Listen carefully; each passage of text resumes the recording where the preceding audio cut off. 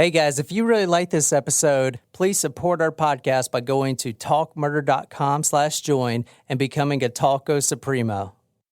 Hey John, here's a lady killer you probably won't be very sympathetic for. You obviously don't know me very well, do you, Abby? Okay, let's see. Never to be released, okay? Wife killed husband, all right. Skinned him, okay. Then plated him up for children's dinner. Hey, John, dinner's ready. What? John, what are you doing? I said dinner is ready. We're eating beef stew tonight.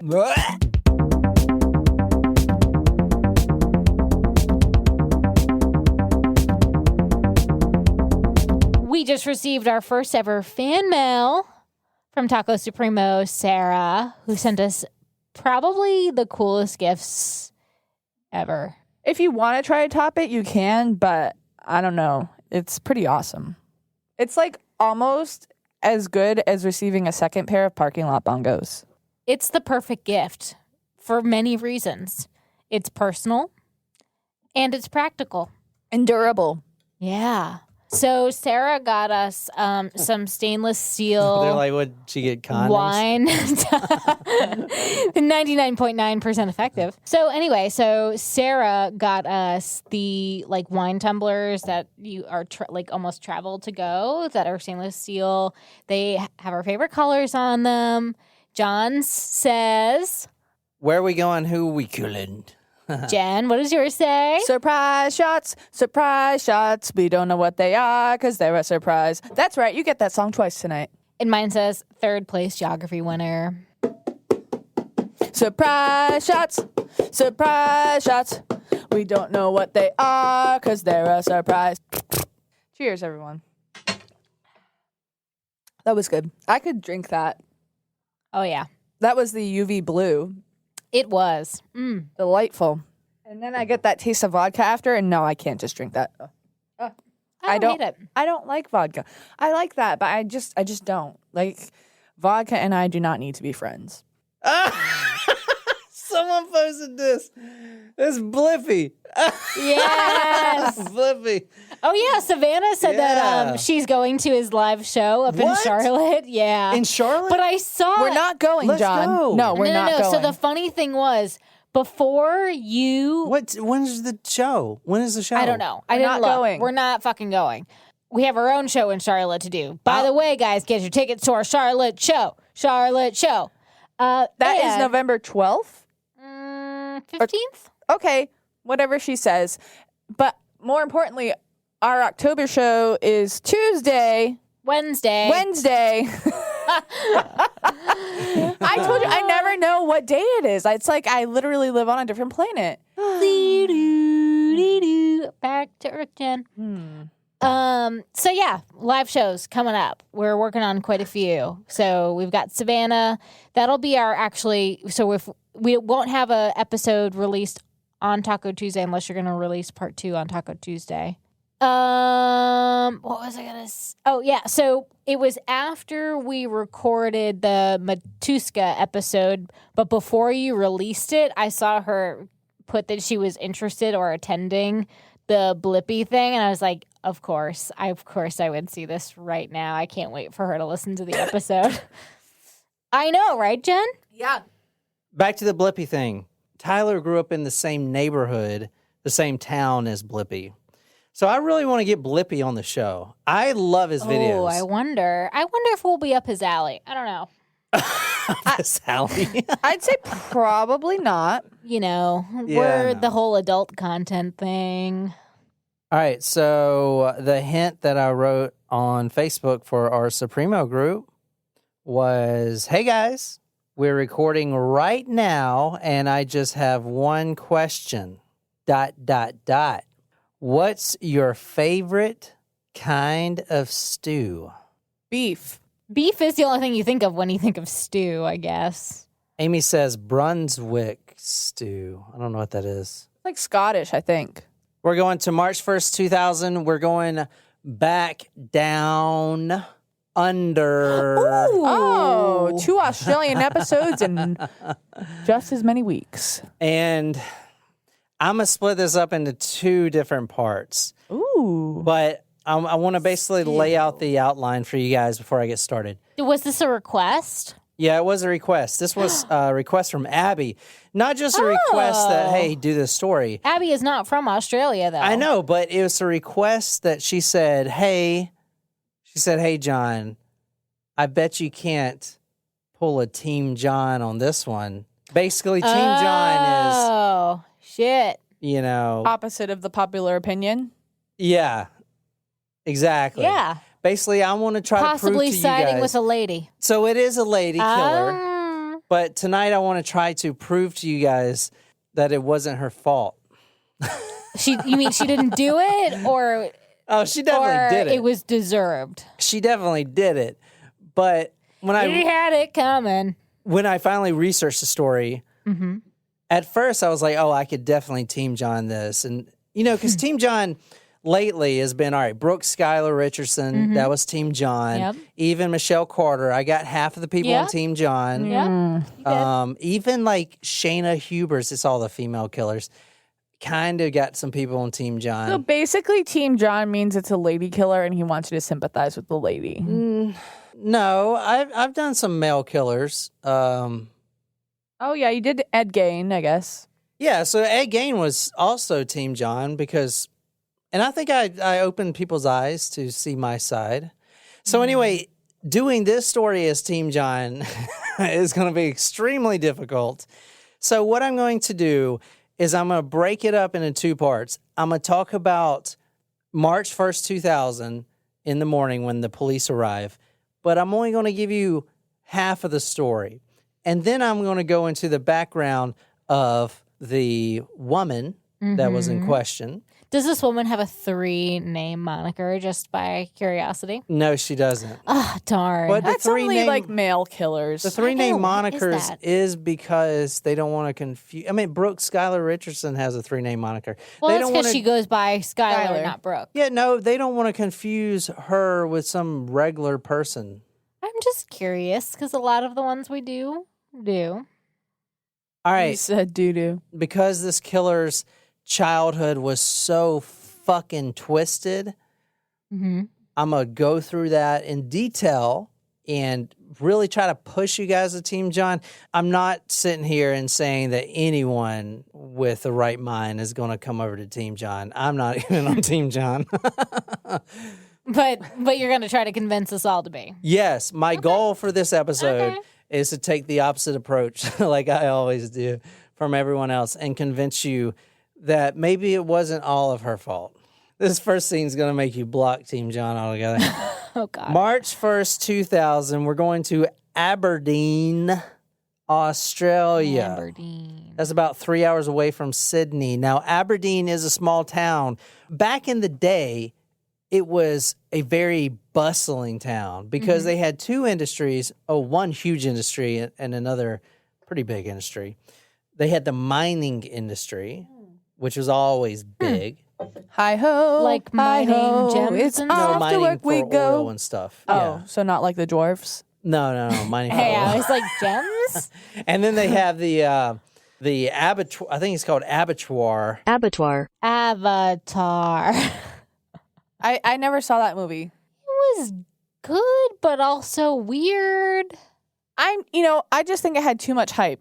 I'm Okay. not about to ride the hype train. Nicole, what's an abattoir? I have no idea. A bird? I don't speak Australian English, so I don't know. I think an No, I don't think that's albatross. Australian. You're thinking of the albatross. Yeah, that's a bird, right? It is a large Okay, bird. It anyways. was also a poem written by what's his name? The guy from Key E. West. Cummings? Nope. Frost. Nope.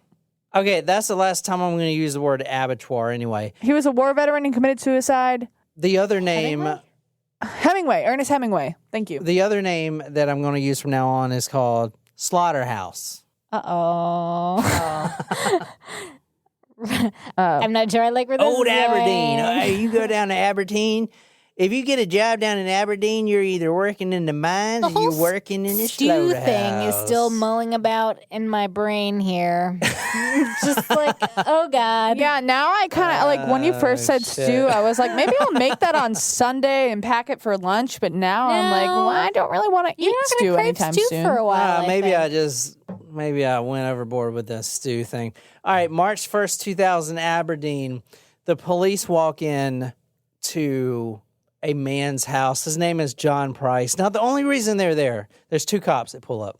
Now, Didn't we do a story about John Richard Price? and I'll show you. Isn't that a name that's familiar? It sounds familiar. All right, go to talkmore.com to see the crime scene photos. Anyway, it's early in the morning. Two police officers dispatched because one of the friends of John Price, now John Price is a minor. Okay. Like, how old are we talking?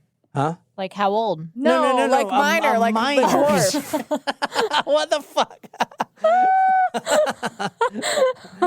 A minor. I forgot He we works just in the mine, the black lung.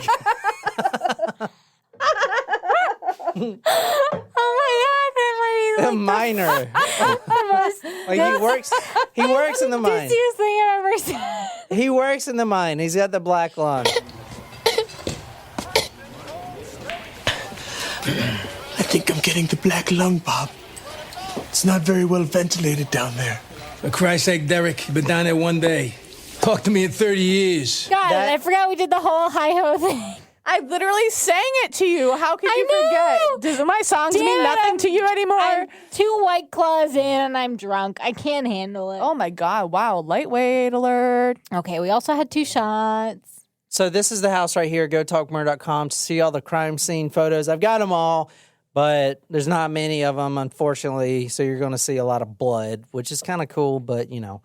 And I got them in a cool GIF format, which they kind of like. I videos love and shit. GIFs. Yeah, I did that. Okay. Did you make it? Did you just call it a GIF? Is it GIF? GIF? GIF. Or Okay. Giphy? I've heard Is it both. Jiffy? Giphy. It's GIF. I Anyway, heard technically it's GIF, No, but it's I call it GIF. GIF because It it is sounds GIF. better. Because when I hear GIF, I think of peanut butter. So 2 police officers, they roll in. Now they're checking on this guy named John Price because one of his friends, a fellow minor, Minor. No, minor. calls He's the of police. age. Calls the police and says, "Hey, my buddy John Price. Well, you know they're minors, so my buddy John. Well, actually, they're Australian. My mate John Price. My bloke. Good day, mate. My bloke, John Price, didn't come to work today. And that's not like John Price. John Price is on time, every time, all the time. He is there every time. So All if he day, every ain't day. at work, then something is wrong. So they go to his house. Now, his car is still in the driveway. Oh, so he must be home. You're looking at the house right now. So imagine the cops going up to the door. Now, they're knocking. Boo, boo, boo, boo. John, you in there? No answer. Now, they look through. The door has one of those little mail slots. You know, those. You don't even know what those are. Yeah, when you like, you You can. put the mail in there? Yeah. So they look through there and they see a bunch of blood everywhere. Uh-oh. I mean, I'm Shit. talking about like, it's like someone spilled a bunch of red paint everywhere. And I'm going to show you all the blood. It's a lot. No. A fucking lot. They try to open the door and they can't. One of the policemen goes around to the back door and it's unlocked and he tries to push it open, but it's blocked. It's blocked by something. He's like, what the fuck? Can't push it open. So he finally gets the strength and kind of just pries it open. And then he notices there's like this big ass tarp that is covering the back door. It's like heavy. It's like, what the fuck? Was it a green tarp or a blue tarp? No, it wasn't a green tarp. You Eventually, made fun, but it was a legit question at the time. You know, I'm just saying it because I did ask if our tacos caught like our inside jokes from previous episodes, and they said they did, and they loved it. So I just wanted to throw it back. Boys in the Tracks. well, it's not a tarp at all. Oh, okay. Well, it's, forget it's it. something heavy. It's like a drapery. A shrubbery. The cop pushes open the Strawberry. door. He finally gets in, and then he looks at his cop uniform. I don't know what color. Are they blue or well, Australia? I guess it depends on which county you're in. Usually Blue here. Usually blue. Sometimes they wear like tan. Sheriffs sometimes wear yeah, good gray, point. Well, he looks at his black. It just depends on the county. uniform. Is bloody. He's like, what the fuck? The fuck is this shit? There's like blood all over him. He's like, what the fuck? How? He thought he maybe, I don't know, like Did it stabbed himself or spill something, on him? or something in the door. Just from opening the door? So the door shuts, by itself because that big ass heavy tarp is up there. booby trapped? It's not Yeah. booby trap. But then he notices It's a Home wait, Alone situation. that's not a tarp. That's a pelt. You know what a pelt is? Oh, I thought you were gonna say a body. Oh God, at well, least it's it the wasn't worst. a body. It's the skin of a body. God, oh God. Oh my God, I thought you were talking about like an animal, but no, like a human Yeah, pelt? so a pelt is you go to a slaughterhouse and the animal pelts are Yeah, hung yeah. up Oh, with I no didn't know bones in that's them. what it was It's like the called. outerness of an animal. They're all hung. I'll show you a pelt right now. Wait, just to clarify, please, just so to keep my sanity, were you talking about an animal pelt or a human pelt? I think we're talking about human. Like when you like when you have the animal rug on the floor, like the bear Oh, rug. that's a pelt. yeah. Yeah, it's a pelt. Oh, Yeah, I so have it's a pelt. sheepskin one that I have had since I Yeah, was like a this. baby. This is kind of what I was Like saying. a sheep. Oh no, not that. I don't have that in my closet. I'm All right. glad. Yeah. I would be concerned if you I did. have a sheepskin rug. That was my blankie. So the cop's like, holy shit. Oh, fuck, it's a pelt. And then he notices, wait, that's actually human skin. Oh my God, no! John Price is hanging up. Jen by the Collins back door. out. So it's like so I'm trying to picture this from a human. It's like a onesie. It's a onesie. He's perfectly cut. human. In fact, that's a really good point that you just made. Thank because, you. Thank you, Future John. Yeah. Because I do want to say, Because those are like it's like just the outers, and it's like almost all intact. Oh no! usually when a murder No. victim has been sliced up so much, the coroner, the medical examiner, has to sew back up the body in all kinds of places to Right. put them back together. In this particular case, he just simply slid the Like a outer skin onesie. back on. Yeah, like a onesie. And it was easy, snip, snip, snip, and it fit right like a zipper But because it was how- cut so well. So that's interesting But that you does- said that. Does that the gives rest- a whole new meaning to like live your day in another skin. Well, I guess it does. So if like I'm thinking of an animal carcass, like if at the butcher. This is actually from the arresting report. Okay. This was carried out with considerable expertise and an obviously steady hand so that his skin, including that of his head, face, nose, ears, neck, torso, genital organs, and legs was removed so as to form one pelt. So basically a onesie. Snuggies. Yeah. It's Snuggies. No, not a onesie. snuggie, a It's a onesie. onesie. Oh. A onesie with the footy pajamas. So Like the bunny expertly- from A Christmas Story. Yeah. So expertly was it done that after the post-mortem examination, the skin was able to be re-sewn onto Mr. Price's body in a way which indicated a clear and appropriate, albeit grisly, methodology. Oh no. Literally, it says it was able to be sewn onto Mr. Price's body. So the medical examiner is looking at this guy. He completely takes his pelt off, which I never even thought a human skin could be a pelt. Yeah. Never. Okay, so an expert had carved this.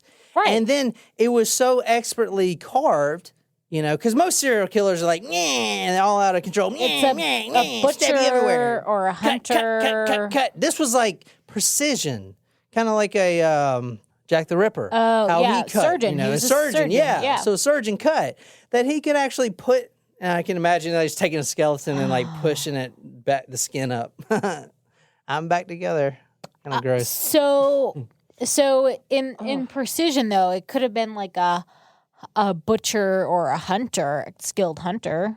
Okay, so one of the best places I'm pulling this information from is from the arresting court documents, the charging documents, basically. The victim, John Price, stabbed 37 times in various parts of both front and back of the body. Multiple injuries to various organs were damaged. Many of the wounds were deep and extended into vital organs, the aorta, both lungs, liver, stomach, descending colon, pancreas, left kidney, lower pole, which I looked up, that means penis, which had virtually been sliced off. Ew. The penis was gone. Bye. Going Lorena Bobbitt on him. So, lower pole. Bye.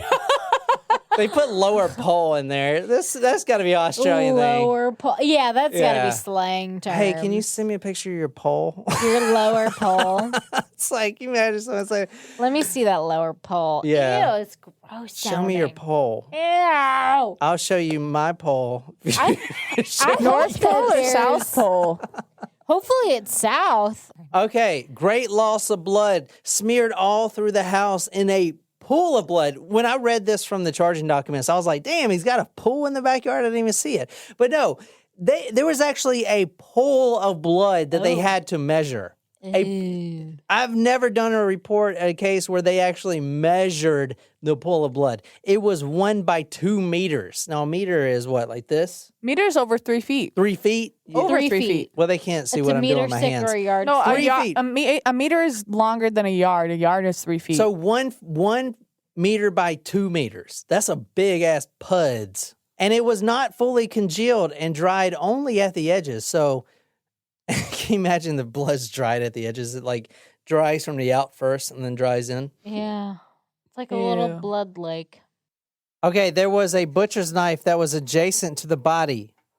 Also, a butcher's steel for sharpening and a stone was found on the lounge chair next to the body. wow, Now, so they must have used a stone to sharpen the knife. actually, yeah, the knife was sharpened right before the death. Another like butcher type Oh, technique? before the death? Not like before. Was he peeled Carving? alive? Now, I'm going to stop there for the descriptions of the crime scene. Shit, was he because peeled alive? I'm Was not. he like an orange, a living orange? But if you go to Talk Murder, you'll see I'm putting on the map. This is basically, he started from the bed. You see one. It looks like a Sims house layout. He was attacked from the bed, and then he crawls all the way to the front door. Now, he actually made it out the front door. In fact, when the cops first got there, they noticed that someone had drug him back into the house. It's like, come over here. He actually almost escaped. And there's like blood and blood splatter all over the grass. There's body impressions where he was being drugged back into the house, up the stairs, and into the kill spot, which is right there on, this is where he died, I believe, right here. Somewhere right here. So I'm putting that map on talkmurder.com. You guys go see it. Anyway. Well, so far, honestly, I wouldn't not have guessed it to be a female because it seems like one, if the person's gonna be dragging the body, you have to be pretty strong to do that. To be fair, he hasn't said if it was a male or female yet. Well, Well, I'm I just thought this saying, was a lady killer. if I was the cop and I'm sitting there looking at a human pelt, I'm thinking it's a butcher, Yeah, a skilled or hunter. a hunter, or like a taxidermist. I would think don't that know. too. And then I'd go upstairs and ask the woman that's sleeping in the bed. You mean like asleep? Well, when she's this not is all asleep. happening? She's actually comatose. This is her right here. She Oh? actually tried to kill herself. She was in the bed, passed out on all kinds of medications. I mean, she had overdose. She was actually near death in the bed. Now, they resuscitated her. She was in the hospital for 2 days. That's her. That's in her comatose state. At the hospital? Yeah, so they arrested her or took her to the hospital. She was in a comatose state from this drug overdose. But, I mean, they knew it was her that killed him. I mean, it's How'd they obvious. know? I mean, who the fuck else would it be? Well, I mean, does she have the skills to do something All right. like that? So I cannot convince you guys that this is going to be Team John. I put it in my notes. Please, John, please try to convince these people. please. But Keep my record good. here's the first time the police actually got to interview her was 3 days later on March 4th. Now we're still in 2000. So if you guys want to read some of the interview, this is the first interview they had with her. Kathy, I am investigating the death of John Price, known as Pricey to a lot of people in Aberdeen, or on Wednesday, the 1st of March this year. I have reason to believe that you may be the person responsible. Is there anything that you can tell me about that matter? I don't know anything on it. Can you recall the last thing that you remember? That's probably pretty The accurate. last thing I remember was going out for tea with my daughter and the kids, coming home. Do you recall going into Pricey's at all? I really don't know nothing. A little later in her record of interview, she was asked, "Can you just take me to the last thing you actually recall, which is the Tuesday, the 29th of February?" The last time I recall was, I don't know about your dates, but I went inside and watched a bit of TV. Hey, I want to say she went inside and watched Star Trek. That's a little tidbit. Enterprise? I don't know, but I was like, damn, that's cool as shit. She watches Star Trek. Right. Was Pricey there? Mm-hmm. Can you tell me where he was? Not particularly. And do you remember anything else after that? No. Thanks. That was super fucking helpful. That's all they got from Kathy. All right, tonight we're talking about Katherine Knight. Team John, here we go. We're going to talk about the background. Now, you got to stick with me on this because we're in a mining town with a slaughterhouse next to it. Oh. Which means there's going to be a lot of drinking and a lot of kids. So try to Kids? Yeah, exactly. Try to keep the family. Keep it all in the family? No, damn it. I'm going to try to explain the family Dynamic? to you guys, but try to keep up with me. Okay. Okay, because there's a lot of kids running around everywhere. Got it. Oh, that sounds like a nightmare. Mining community, a lot of drinking. Hide your kids, hide your wives, basically hide your mining. husbands. You're slaughtering pigs, and then you're procreating. That's what they do in Aberdeen. I ain't saying that's what they do in Australia, but that's what they do in Australia. Okay, so Barbara, the mother. So we're talking about Katherine Knight, the killer, the one upstairs, the one that was in a coma. She killed him. Everyone knows it. She even admitted it. She is the killer, Katherine Knight. Okay, her mother, Barbara, this is before she was born. This is in the 40s and 50s. She marries a guy named Jack Ruffin, Roughon.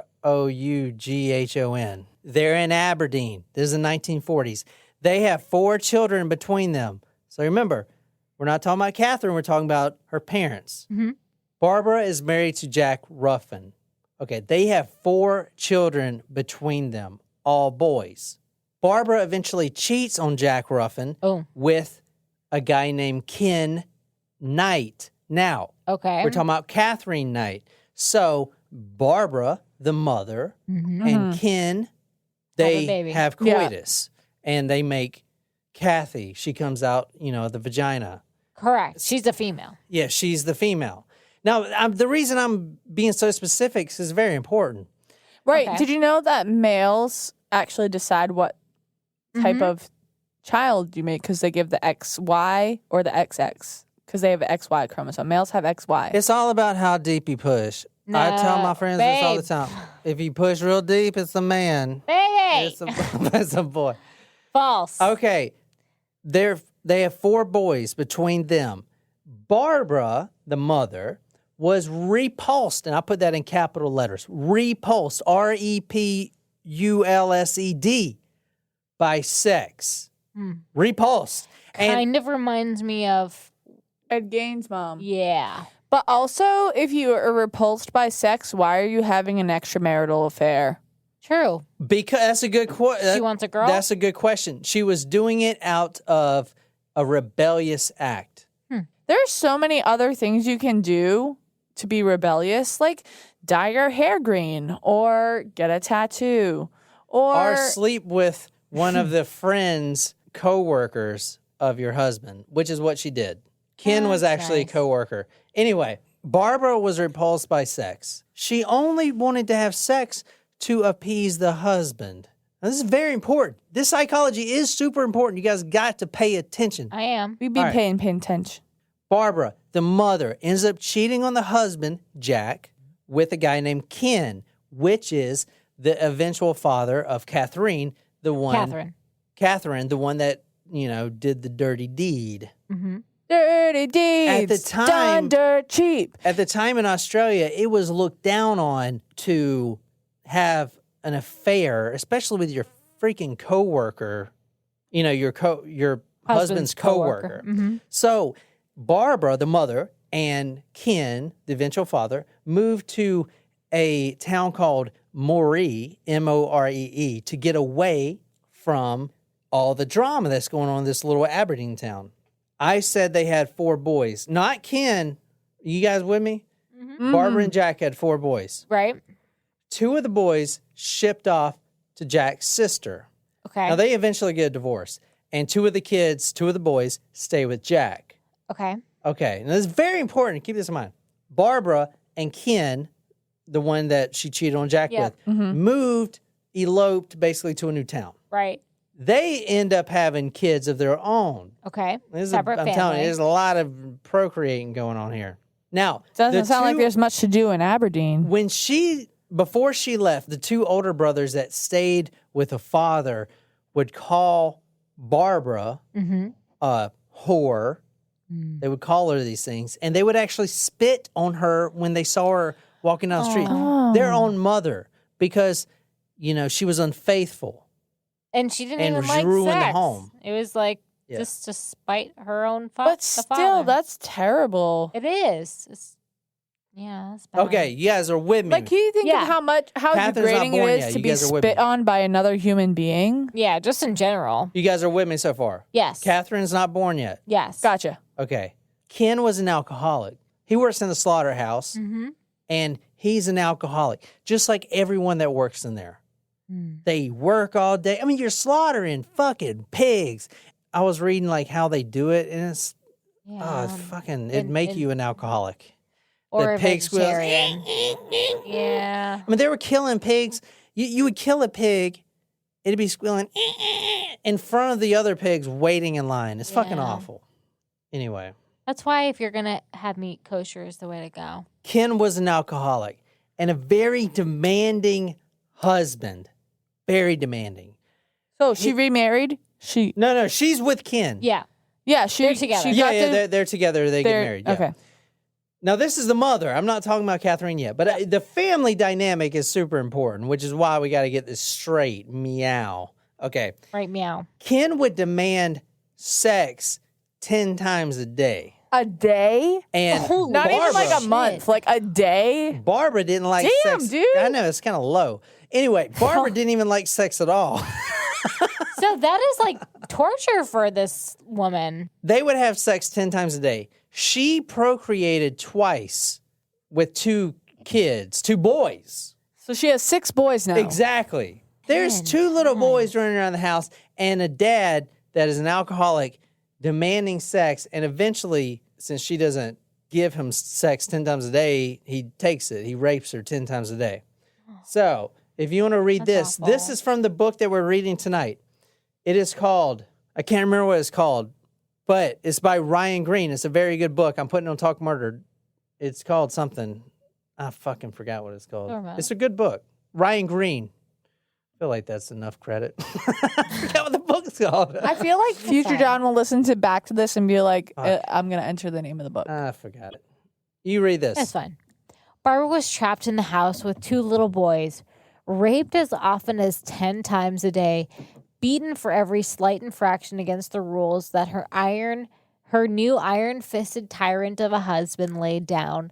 She might have escaped her nightmare life of a boredom and mediocrity back in Aberdeen, but she had plunged headlong into a fresh hell of her own making, a poster child for the puritanical beliefs about the sanctity of marriage that held sway at the time. So they have 2 boys.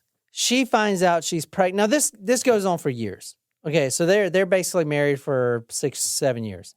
Amazing she didn't have more kids. Well, she does. She gets pregnant again with twins. Now, she, in her mind, you really got to understand Barbara to understand her daughter, because she has a distrust of men altogether.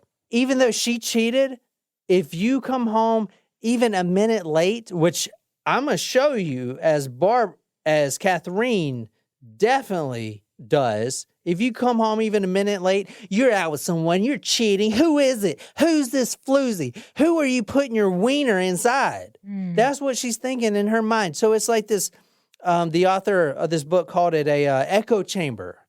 of like Interesting. negative thoughts that just keep bouncing back and forth about, oh, he's being unfaithful, he's up to no good. Anyway, Barbara was like that. What we read about borderline personality disorder, where she's impulsive, she makes impulsive decisions, she can't hold relationships, she thinks everyone is betraying her. Like those all fit both Barbara and her daughter eventually. Anyway, Barbara gets pregnant again. Now she's thinking in her mind, fuck me. Seriously, I'm about to have 2 more boys. I already have 2 little boys that are very demanding. They slap me around. I mean, they're growing up, 10, 11 years old. They slap me around all the time. They make me do all this stuff. Go make me a sandwich. Go do this. Go do that. And then my alcoholic husband comes home. He beats the shit out of me in front of them. Now they think it's okay. They beat me. I don't want 2 more boys. This is a fucking nightmare. It's already too much testosterone in the house. By a miracle of whatever, she has non-identical twins, both female. She has 2 daughters, and that's basically saved her. She's like, oh my God, I can... someone on my side. Exactly. And the author used the word allies. It's like she evened the score. Allies. That's exactly what he said. And one of them did turn out to be an ally, and that was Katherine. Okay. The other one, Joy, she turned out to be a tomboy. She was a daddy's girl. Wow. She could hang out with the guys, stuff like that. But Katherine, no, she was on her mother's side for a little while. It's very important because the struggle was real in Barbara's head, and that struggle filtered down to Katherine. She would tell Katherine about all the abuse and the sex that she has to give to her father. I mean, this was her normal life, It was awful. Well, yeah, one of the hallmarks of BPD is that it's really a disorder of interpersonal relationships. So the fact that she would be having this type of conversation with her daughter, it's not out of the ordinary with someone with BPD, like to have an abnormal interpersonal relationship with someone. Katherine Knight, the girl we're talking about, the killer, she was born October 24th, 1955. And as I said, she had a sister named Joy. Katherine soon became the woman of the house because Barbara, by this point, is done. She has been abused by not only her husband, but by her 2 boys. She is a punching bag for 3 different guys in the house. They are all beating her, calling her names. It's awful. So Katherine takes over everything. Her mother was basically useless at this point. She couldn't even do anything. She just kind of, faded into obscurity. And Katherine actually came up and took care of all the chores and the cooking and the cleaning, and she took care of everything. Okay, she was the one thing that Barbara had that kept her grounded. Now, I couldn't tell exactly when she started to turn more towards favoring the father. But at first, she was closer to the mother. But she was also rebellious, and maybe this was the turning point for that.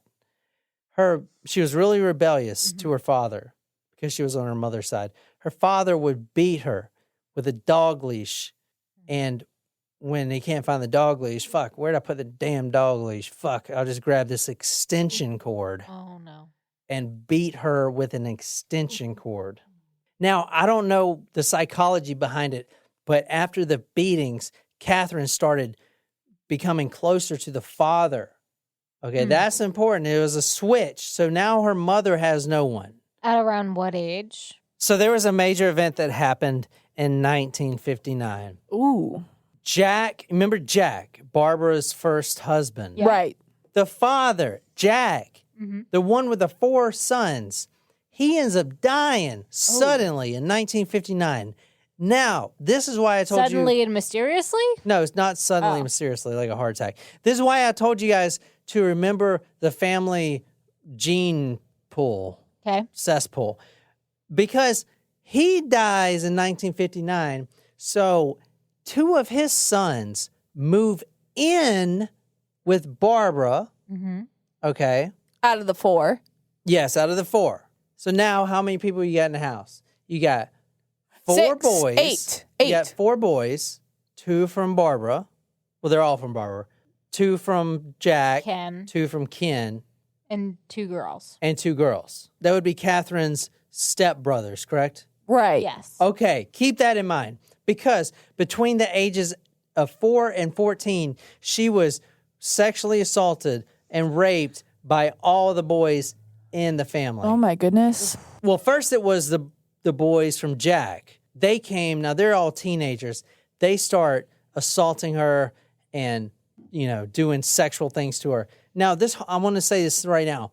This whole time, Katherine doesn't know anything's different, because if you're living in that situation and you don't know that other families aren't like that, you think that's normal. You don't think it's She wrong. was, exactly, she was getting sexually molested by her stepbrothers. Eventually, her 2 own brothers, the younger of the 2, joined in as well. Now they're all sexually molesting Katherine. That's why I told you that family dynamics is super important. By the time she was a teenager, before she turned a teenager, they were all raping her. As for motherly advice, this goes in the record as being the worst ever. Uh-oh. When Katherine finally asked her mother, "What do you say? Mama, what do I say if I don't want to do those things to please a man?" Because the mother's always talking to her about her sexual exploits and all this stuff. Like, you got to just please them. It doesn't feel good. It hurts, but it keeps them happy. It makes them fall asleep.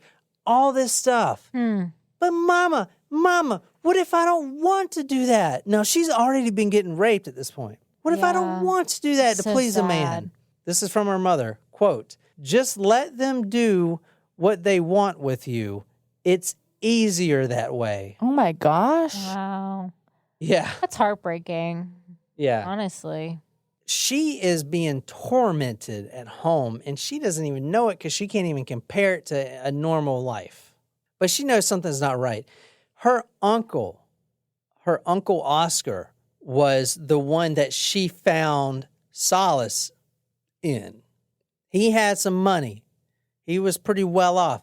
He was actually a champion horse breeder. He had all these horses and everything. Katherine, started hanging out with Uncle Oscar. All right. Now, it was nothing where your head's going or anything else. It was nothing like that. He actually took her under his wing and showed her the love for taking care of animals, especially injured animals. Now, this is very important. Eventually, she found a love for taking in less fortunate animals and caring for them back to health. In fact, the father would come home drunk all the time and try to kill the wounded birds that she would keep in the room, with the wings all like...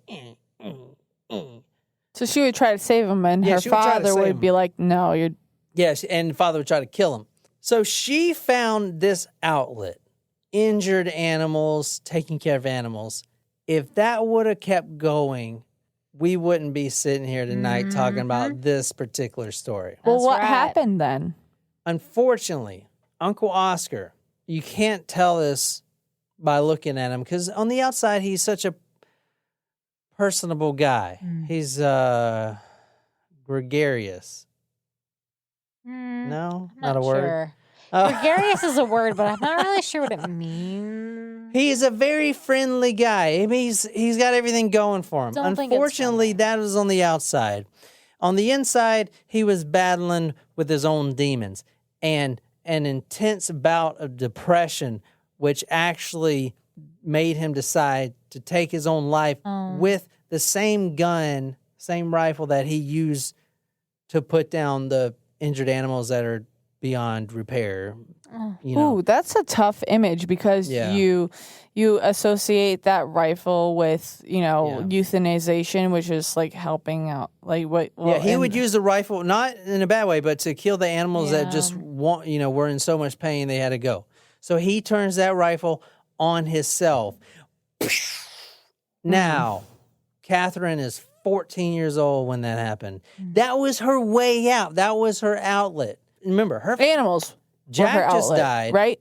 Just to clarify. Yeah, well, yeah, but now she doesn't even have the animals because the Uncle Oscar's no longer there. You know, just to back up, Jack is dead. It's not really her father, but they did drag those other 2 boys in there, which started raping her. Right. You know, she finds an outlet with Uncle Oscar. Now he's dead. That was a turning point. And I put that in bold in my notes. That was the turning point. The next time her brothers tried to assault her, I believe it was a younger brother. I couldn't really get an exact, but the younger brother tried to come up and assault her. She punched him so hard that she nearly broke his jaw, and then she threatened to cut his dick off. Oh, Yeah. good for her though. He goes and runs to his other brothers and tells them this story. They didn't believe it. So they go up and confront Katherine. And now this is really important. She was in a good temper. Like she was just like in a playful kind of mood. It was like, you know, there's no way she did it. She's like laughing and having fun. There's no way. Keep that in mind because that happens more and more in the story. She'll do something awful, and then when you confront her about it, she's like happy-go-lucky, like nothing happened, right? Interesting. So they didn't believe her. But over the next few months, every one of those boys, all 4 of those boys, would suffer very painful wounds, black eyes, even a stab wound. Whoa. Yeah, a stab wound. A stab wound from That's a kitchen intense. knife, okay? Yeah. Right in the freaking ribs. Those boys would tell the parents, oh, it was an accident, kitchen mishap. You know, I got a black eye, I fell down the stairs. Katherine was beating the shit out of those boys. Wow. Honestly, I'm so far good for her. Yeah. I mean, especially if they're like, good for her for fighting back. Yeah. That's why I said that when she was 14, that turning point, her Uncle Oscar dies. She loves these animals. Now that's gone. That's a turning point. She is brutal. Something snapped in her right there. You could probably go back if you really want to and figure out the exact second when that switch snapped in her brain, that just completely like an on and off switch, completely different person. Yeah. Okay? Because now she is a completely different person. She's lost her future. In high school, she became very hostile. Once she cut off one of her classmates' braids in her hair. She just walks up to her, pulls her hair down. Hey, bitch! Takes the scissors and just snip. All right, so now she's really acting out. She fucking cuts off your hair, man. She ain't fucking around. Yikes. She's riding the bus, and she's kind of filled out. I mean, she's 14, 15, and she's getting a little plump in there. The early plump. She's growing breasts. She gets them kind of early. So this boy's like, hey, Doubtful. let me play with those like basketballs. I don't know what he said. He said something. She takes his head and she slams the head into the bus seat repeatedly. You Good want to for talk her. about my boobs? I'ma slam your head into the bus seat. You're right. So far, Team Katherine. Team John. Now, when the boy goes to the principal and is like, she just beat the shit out of me. The whole staff, they run up to her like they got to push her on the ground and then restrain her and all kinds of stuff. But when they see her, hey, how you guys doing? I'm having a great day today. She's completely normal. Happy-go-lucky, like nothing happened. They didn't even believe this kid. They thought he did it himself. Because she's a sweet girl. That is very important. I kept saying that, but her psychology is the first, because she gets out of a lot of stuff, as you'll see. Mm-hmm. I mean, there was a lot of boyfriends that we'll go into the next episode. She gets away with murder. That has been stabbed pretty bad. I mean, she's had like 5 or 6 boyfriends that were stabbed, and she gets away with it. Serious? So that's why I put that point. That's why I put that point is very important. One day in class, she actually stabbed a boy for talking back to her, but she hid In the classroom?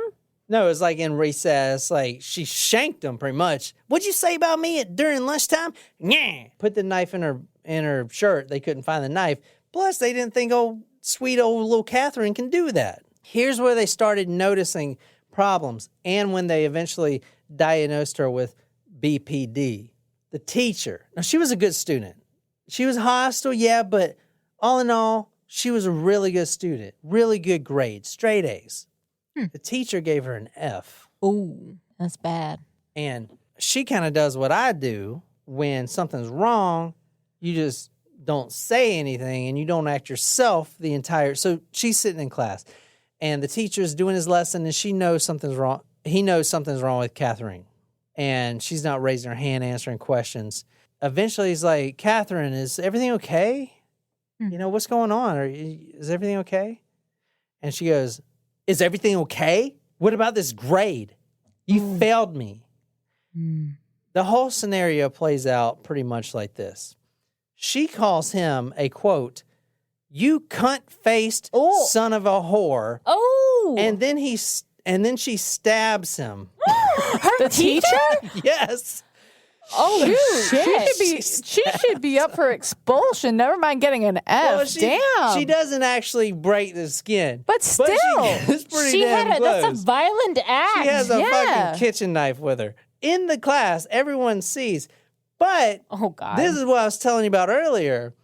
The teacher is dodging and weaving this knife, ching, ching, ching, like a fucking samurai coming at him. Gosh. Like, so he doesn't get really hit. Move to the left, move to the right. Like the knife is Break it going down now, everywhere.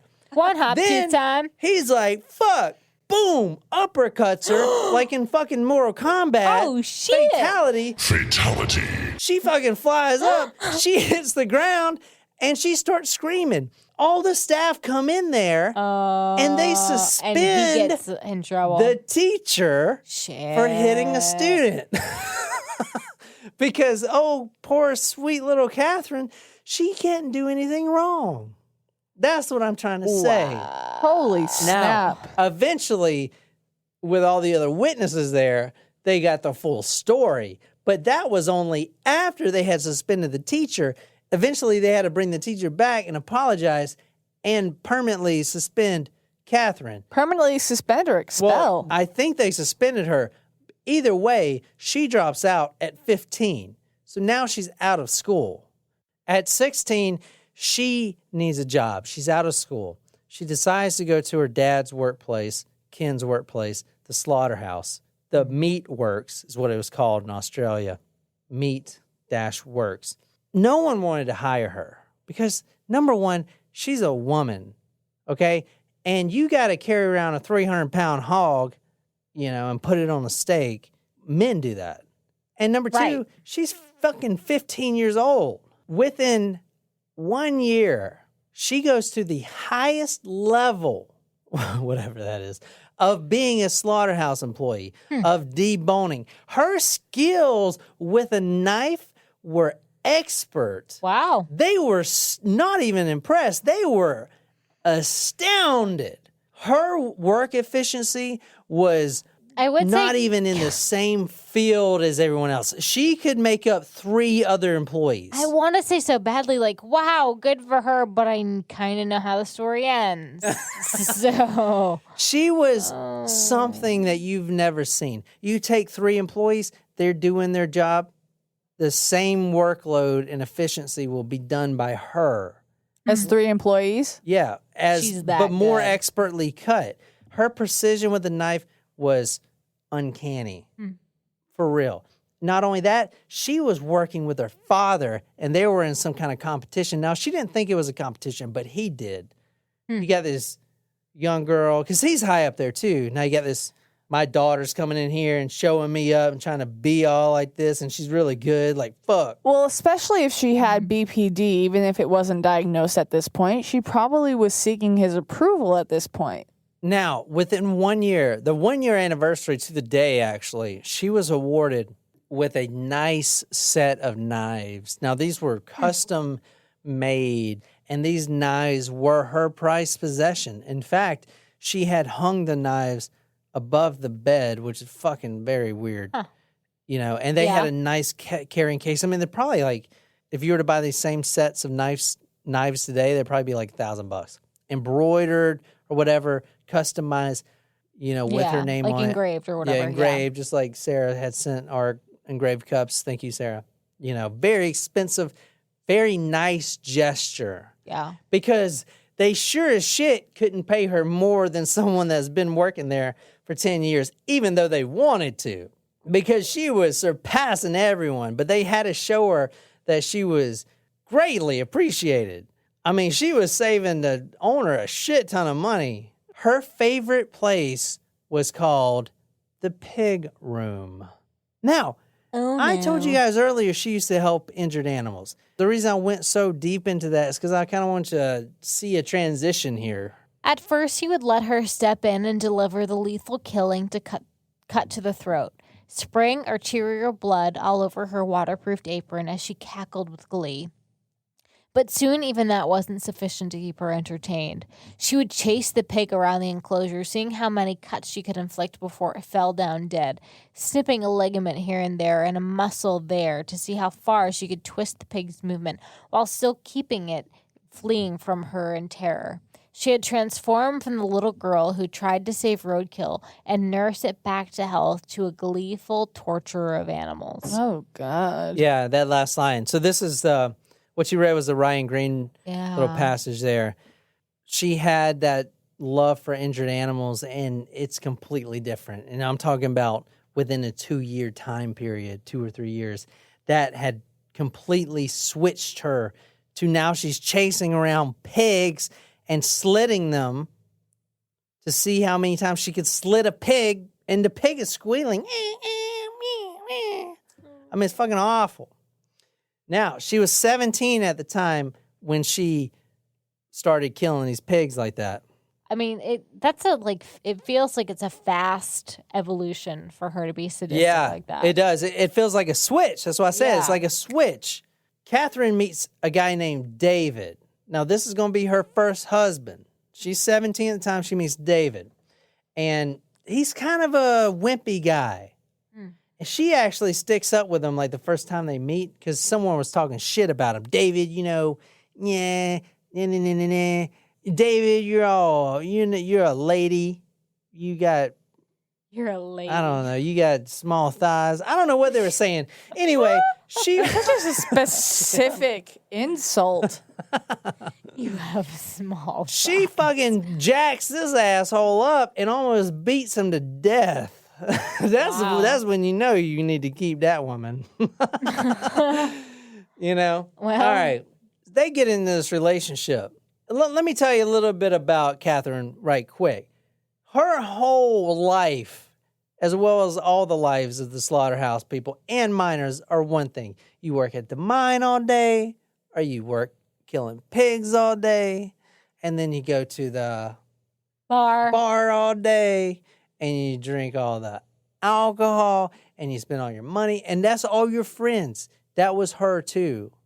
Mm-hmm. They eventually had a wedding. It was really small because they wanted to pull their money together to go back to the bar at night and celebrate, which I understand that. Did you guys know that there was a study out there where they gave a control group rum extract the control group was rum extract and the experimental group was rum, or vice versa. I don't remember which one was which, but they gave one group rum and one group rum extract, and the people who didn't actually get the rum acted as drunk as the people who actually did get the rum. So it's kind of a mental component, which is really interesting. Yeah, we just act drunk on this podcast. Totally.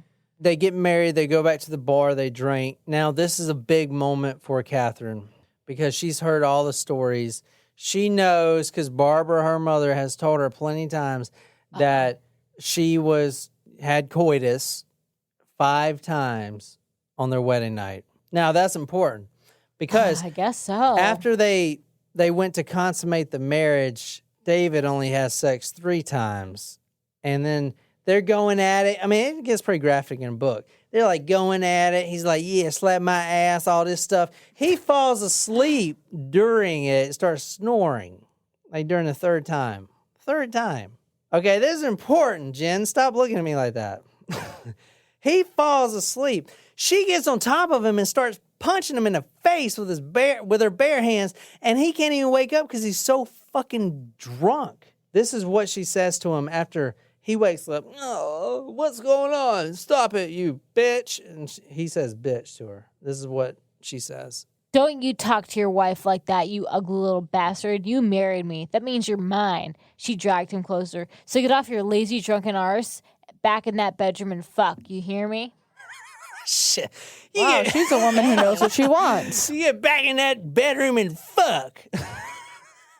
Okay. She tells him, my daddy had fucked my mom 5 times on their wedding night. You got 2 more to go. That's exactly what she said. It's like a competition. Wow. She was upset, very upset, because they only did it 3 times instead of 5. Wow. I mean, she made a fucking huge deal about that. One last section, and then we'll call it quits for tonight. Talk a little bit about the David Collette marriage, the first marriage that she had. Now, we're talking about Katherine. We're no longer talking about Barbara. I only brought up the Barbara and all the sons to show you that she was raped as a teenager. David, a minor, came home to change his shirt. Got it this time. This will tell you the personality. He comes home, and he's going out to the bar like he always does. You know what? And you got to keep in mind, he wears the same shit every day, kind of like I do. I wear the same fucking shit literally every day. He comes home, and he's like, you know what? I kind of want to wear that polo, that one with that crisp, pop the collar, all this shenanigans. He comes home and tries to put on a crisp, fresh shirt. And she's like, oh, no, you didn't, boo-boo. But she's like, all right, that's cool. You change that shirt. You go ahead and change that shirt, boo-boo. You change that shirt now. But in her mind, in that echo chamber, she's like, he's changing this damn shirt so he could go get some new punani because he done found someone and he's going to use that new Ralph Lauren to bring her in. That's what he's doing. In her mind, but she's like, that's all right, boo-boo. You change that shirt. Yeah, you look good. That's what she's saying. You do you, boo-boo. You do you. All right. Okay. He had to cut the bar drinking a little early that night. In fact, it's kind of crazy. He actually rode with the firefighters that night because they're kind of all friends, He was like, hey, I'll get in the fire truck with you because you're going to my house. So I was a quicker way there. She had took all of his clothes after she let him go change that shirt, that crisp shirt. She put all of his clothes in the tub and she poured lighter fluid on him and she lit him up in a blaze. And his reaction is, hey, yo, fire department, I'll hitch a ride home with you. Wait. I'm sorry. She lit him on fire? No, she lit all his clothes on fire because he goes home and changes his shirt because he's trying to get some new poon, which he wasn't. He just wanted to get out of his dirty-ass shirt for once. But she didn't take it that way. She thought he was going out to get some new strange, and she took all his shirts and clothes and underwear and Skid Row boxers, everything, threw them in the tub, lit them on fire. Well, at least she put him in the tub. No, but the house lit on fire. Oh, well, damn. That's... The whole house is on fire. That's a problem. The whole house is burning down. The firefighters came. Now talk about fucking being embarrassed. Burning fire on the dance floor. Talk about your wife. Y'all just got married and she done burned the house down because she thinks you're out getting some new ones. You know what I'm saying? Some new vagines. And you ain't. You just came to change your shirt. I don't know why I'm talking so weird. Anyway. I think it's funny. They actually moved to a different home altogether and tried to avoid everyone in town because they're so embarrassed. Well, she was embarrassed. She didn't give a fuck. He was embarrassed. She's walking around like in her like sunglasses, and he's over there like, oh damn. Now, that's not all. I don't know if he's still alive today, but if you ever see him in the mall or something, because they got divorced. After this event, they got divorced. But if you ever meet him in the mall, you'll recognize him because he's got a permanent scar on the right side of his face that looks a lot like an iron. Like a hot iron was just... Whoa. He's still got that damn scar. Wow. That's the girl he's dealing with. That's his new wife.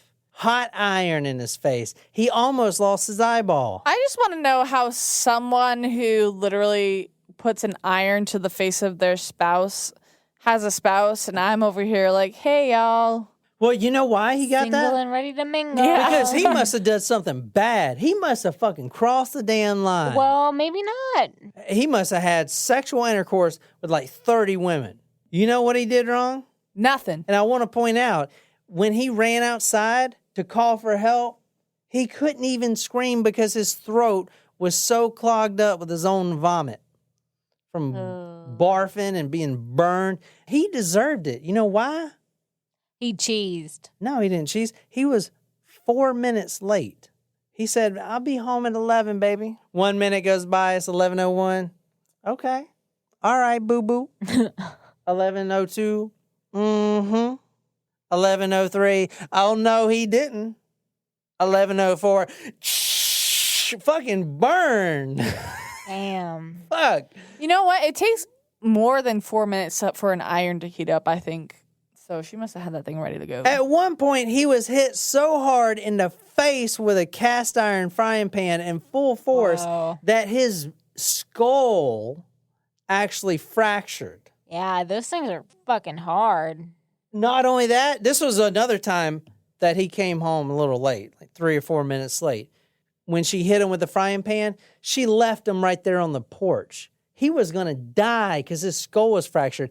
It took him an hour and a half to crawl 30 feet over to the neighbor's house and another hour just to get up the strength to knock on the door because he's basically unconscious with his brain matter seeping all over the place because it's not like getting hit with an iron pan like, oh yeah, It was like a freaking, Sammy Sosa with a freaking bat, just pow, as hard as she can, all of her strength right into the back of his head. This is Katherine right here. Yeah, that'll make some scrambled eggs out of some brain. Oh, yeah. Oh, yeah.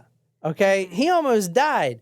He woke up the next day. Now, this is important. I'm going to leave it off here, this episode. He wakes up the next day, barely, like, what the fuck's going on? He's in the Muswell Brook Hospital, and he's looking around, and his hand feels kind of, it's got this tension on it. And he finally kind of looks up, and she's there holding his hand. Aww. I'm sorry, baby. I'm sorry this happened. I love you, baby. I love you so much. I'm here for you, baby. She almost killed him twice. So that's where I'm going to leave off for tonight. But on the next episode, I'm going to talk about a few things. Number one, Katherine has a new baby. What did she do with it? How did it end up on the train tracks? Number two. I'm sorry, what? Number two, Katherine steals a car. How did this teenage girl get in here, and why is she holding this teenage girl for ransom? Number three, Katherine steals an axe from a general store and tries to chop a cop. Chop a cop. Tries to chop a cop. What? What even? I can't. Oh my gosh. Also, Katherine stabs like 5 or 6 boyfriends in the ribs. Well, no wonder the police knew it was her. Finally, I'm gonna play the murder out exactly how it happened. Shit. Because she only killed one person, but it's a long murder. We're gonna talk about the whole thing, the black lingerie, the sneaking in the everything, the riding, the hip movements, and most importantly, we're gonna talk about Katherine's Last Supper. Take that how you will. I know we got a lot of Tacos Primos out there guessing right now what their favorite, are telling us right now what their favorite type of stew is.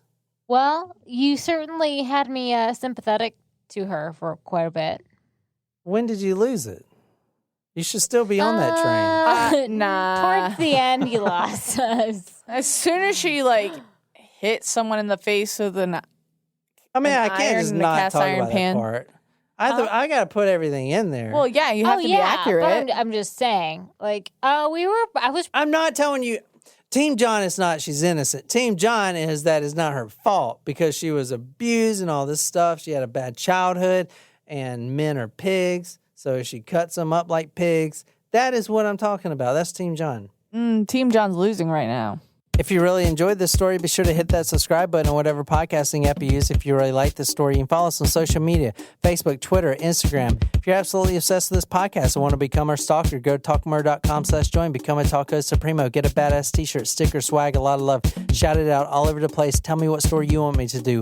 I'll research it, dedicate it to you on the Talk Murder Bean podcast. My name is John, here with Jen and Nicole. And until next time, thank you so much for the 666 likes on our Facebook page. We love you guys, and we'll see you on the next episode.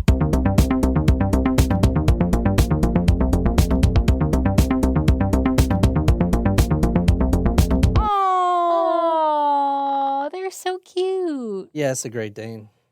And a Schnauzer. That's a weird combination, Yeah. you know? Well, our dogs I are would also advise a weird against combination. crossbreeding those. I'd like to see a video of that. Wait. Eh. Okay. Moving on. Oh, shit.